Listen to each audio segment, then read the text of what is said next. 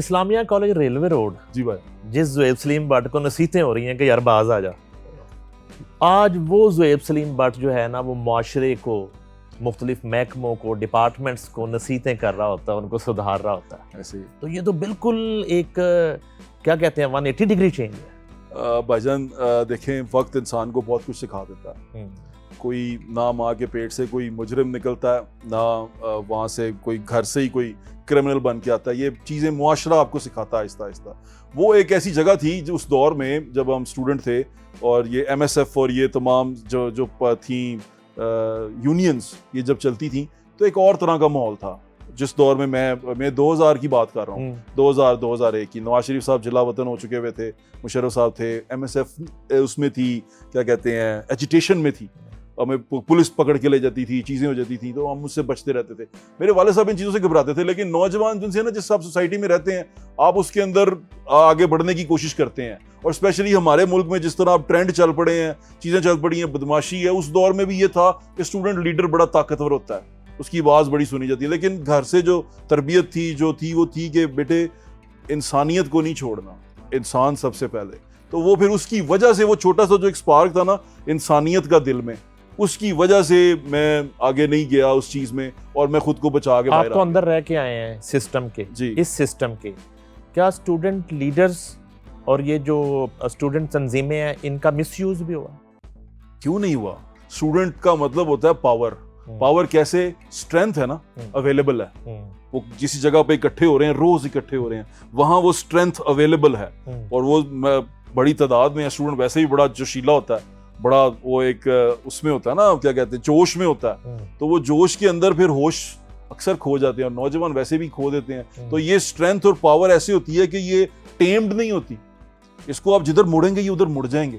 तो इसलिए खतरनाक भी होते हैं इसको। इसीलिए मैं मेरे दिल में ख्याल आता है कि स्टूडेंट्स को चलाने के लिए जो लीडर होना चाहिए वो पढ़ा लिखा होना चाहिए, समझदार होना चाहिए। जैसे 1947 में हमने ये देखा था कि स्टूडेंट लीडर्स जो उनसे हैं उन्होंने पाकिस्तान मूवमेंट कैसे चलाई, उस तर्ज पे होना चाहिए। लेकिन जिस अभी, क्योंकि उस वक्त तो एक मकसद था, अभी मकसद कोई नहीं था ना। अभी तो मकसद शायद कोई लीडर हो, लीडर को बचाना हो, उसके पीछे नारे लगाने हो, उसके पीछे गली में डंडे खाने हो, उसके पीछे कहीं पे एहतजाज करना हो, टायर जलाने हो, तो स्टूडेंट यहाँ यूज होता है। अच्छा, वहां पहलवानी करते करते अचानक जो है ना वो अंग्रेजी लिखनी शुरू कर दी।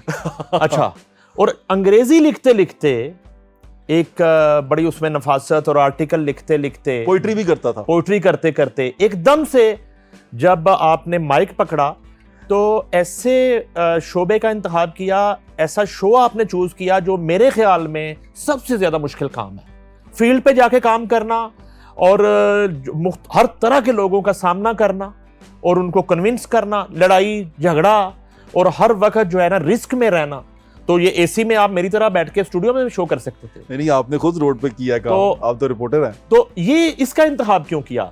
यही करना चाहते थे या मौका मिला कि रोड शो ही करना?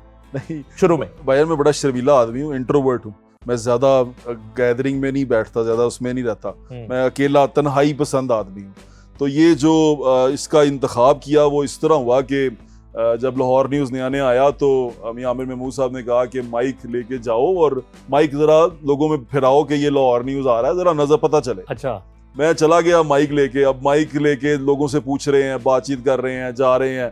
तो वो एक शो कंपाइल कर दिया, बना दिया हमने कि ये एक शो। जब हमने प्रेजेंटेशन दी तो उसको भी एक शो की तरह प्रेजेंट कर दिया कि ये भी एक शो है। अब नाम अभी डिसाइड नहीं हुआ था, तो नाम फिर इस तरह डिसाइड हुआ कि जो नवीद काशिफ साहब है उनके MD, उन्होंने ये पसंद किया बनाम तख्ते लाहौर।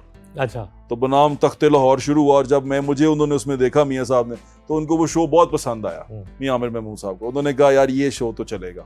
तो फिर हुआ ये कि जब वो शो चल गया तो वही शो सिग्नेचर शो था लाहौर न्यूज़ का। आपको भी ये पता होगा कि उसी शो ने मुझे भी इज्जत दी, उस शो ने मेरा भी वो नाम बनाया, उस शो ने लाहौर न्यूज़ को भी स्टैब्लिश किया कि वो उस शो की वजह से लाहौर न्यूज़। फिर उसके देखा देखी लोग सड़कों पे निकले, रोड शो बने, उसके देखा देखी यूट्यूबर्स रिपोर्टर बन के दाढ़ी रख के सड़कों पे गए, उसके देखा देखी बहुत सारी चीजें हुई उस शो के देखा देखी। मैं अपनी बात नहीं कर रहा, मैं शो की बात कर रहा हूं। लेकिन उस वक्त जो है आपसे पहले मुल्क में बड़ा शो कौन सा हो रहा था? उससे पहले बड़ा शो तो मेरा भाई है, मेरा दोस्त है इकरार, वो कर रहा था सरेआम। अच्छा। लेकिन इकरार का जो शो है उसमें मेरे में ये फर्क था, मैं सोशो पॉलिटिकल करता था।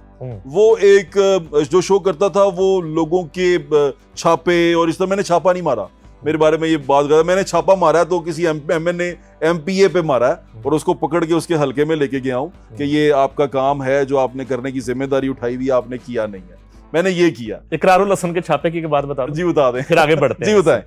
मैं जो है ना, वो एक खातून की सालगिरह थी सेलिब्रिटी की, तो वो सालगिरह चल रही थी और पार्टी का माहौल था वहाँ पे और मुख्तलिफ मॉडल्स और सारे बैठे थे। तो मुझे अचानक ही ना, अभी इकरारुल हसन लाहौर शिफ्ट नहीं हुए थे। अच्छा। तो फ़ोन आता तो कहते किधर हो? मैंने कहा कि मैं तो इधर हूँ, ये सालगिरह की पार्टी में। उन्होंने कहा मैं हूँ, खाना खा रहा हूँ लक्ष्मी चौक बट कढ़ाई। अच्छा। तो इधर आ जाओ, मेरे साथ है अपना कामरान अकमल क्रिकेटर और यासिर शामी। अच्छा। और वो भी मेरे दोस्त हैं। बिल्कुल ऐसे ही। तो मैंने कहा आप जो है ना, मैं नहीं आ सकूंगा, आप तीनों ही आ जाएं इधर खाना हमारे। उन्होंने कहा खाना तो अब लगे, कढ़ाई आ गई, वो आपकी तरह वो फूडी है, बट कढ़ाई लौरिया। और बट कढ़ाई खा के वो जब वहां पे पहुंचता है तो मुझे फोन आता है, तो मैं इकरारुल हसन को रिसीव करने नीचे आया हूँ। और नीचे जो है ना, सीढ़ियाँ उतर के ऊपर एक हॉल है जहाँ पे डांस डूंस भी चल रहा है, और नीचे जो है ना हर तरह का माहौल है और वो लोग बैठे हैं। मैं गेट से इकरार को लेके जब अंदर एंटर होता हूँ लॉबी में, और अब मैंने ऊपर जाना है, तो चीखो पुकार मच गई और कोई गिलास फेंक रहा है, कोई बोतल फेंक रहा है और दौड़ने लग गए। उन्होंने कहा छापा पड़ गया। और मैं आवाजें दे रहा हूँ, मैं कहा नहीं वो गेस्ट है, छापा नहीं पड़ा। कोई माने ही ना मेरी बात, और दौड़ गए सारे। कोई दीवार फांग के जा रहा है, कोई गेट से जा रहा है। उन्होंने कहा नहीं छापा ही है। मुझे देख के ये हाल असल में ये इसका होता है, एमपीएमएनए इसका होता है। अच्छा। वो समझते हैं शायद पता नहीं की करना आ गया। लेकिन इकरारुल हसन ने मुश्किल काम, बहुत मुश्किल काम किया, हमेशा अपनी जिंदगी को रिस्क में डाला। जी ऐसे ही। और खास तौर पे सिंध में ऐसा ऐसा शो किया, यहाँ पे किया। तो नहीं, बहादुर आदमी है। मेरा तो बचपन का दोस्त है, हम गवर्नमेंट कॉलेज में इकट्ठे रहे हैं, 2002 से हम दोस्त हैं। तो आप यहाँ से अंदाजा लगा लें कि हम तो बचपन ही था हमारा वो, और साथ मेरे घर में आता था, हम जाते थे, बड़ा प्यार था। और ये जब नया नया एक फिल्मेजिया में खबरें पढ़ना शुरू हुआ, मुझे याद है हम इसके लिए खत लिखा करते थे सारे, हर बंदे ने 5-5 खत लिखने होते थे कि आपका एंकर बड़ा अच्छा है। जैसे आजकल कमेंट्स होते हैं। जैसे आजकल कमेंट होते हैं। अच्छा। तो हम खत लिखा करते थे कि ये आपका एंकर है, ये बड़ा अच्छा एंकर है, और ये इसको आप दोबारा लेके आए, इसको और चीजें दें, इससे और चीजें करवाएं, ऐसे लिखा करते थे। यारी दोस्ती तो यही होती है ना। फिर एनी भाभी ने खत नहीं पढ़ ले। लेकिन उसी बड़े तरीफा खत लिखे ने। अच्छा। लेकिन वो तो साबित किया इकरारुल हसन ने, ऐसे ही साबित किया, बिल्कुल किया। जैसे मियां अमर मेमून ने आप पे ट्रस्ट किया। हाँ। और सलमान इकबाल साहब के बाद फिर सलमान इकबाल साहब ने इकरारुल हसन पे ट्रस्ट किया। ये 2 शो बहुत बड़े शो हैं, बहुत बड़े शो हैं। क्योंकि मुझे याद है कि जब इस सरेआम का तो बहुत बड़ा नाम था, जब मैंने ये स्टार्ट किया तो तब कोई ये किसी से पूछता नहीं था जाके कि किसको वोट डाला है, क्यों वोट डाला है, वोट की अहमियत के बारे में लोग बताते नहीं थे।